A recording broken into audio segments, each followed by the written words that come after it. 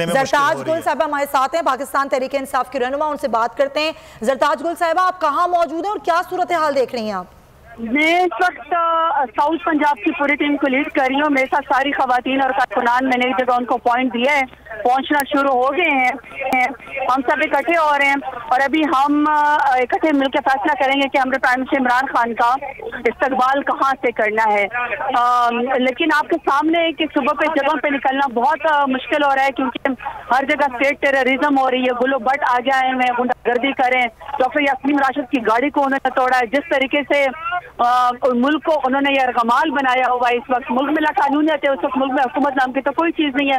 लेकिन इसके बावजूद भी कारकुनान का हौसला बुलंद है। और मैं खुद यहाँ पे इस वक्त स्टेडियम के साथ सबके सामने खुले मैदान में बैठी हुई हूँ, सिर्फ ये बताने के लिए अपने फैमिलीज को, माओ बहनों बेटियों के लिए कि कोई खौफ नहीं है, कोई खतरा नहीं है।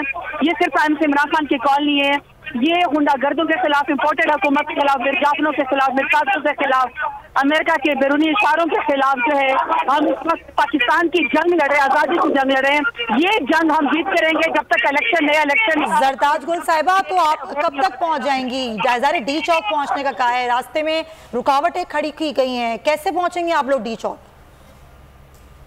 हर मैदान में मुकाबला करेंगे, कानूनी टीम हमारी मुकाबला कर रही है, हम लोग कंटेनर हटा रहे हैं, गुंडागर्दी का, शेलिंग का मुकाबला करेंगे, सारे रुकावटें हटाएंगे, इस्लामाबाद पहुंचेंगे। मैं अल्हम्दुलिल्लाह अपने साउथ पंजाब की टीम और काफिले के साथ मैं इस वक्त जो है पहुंच चुकी हूँ, क्योंकि मैं 3 दिन से अपने कारकुनान को निकाल रही थी। अल्हम्दुलिल्लाह इस वक्त हम इकट्ठे हो रहे, काफी हमारे साउथ पंजाब के कारकुन जमा हो चुके हैं।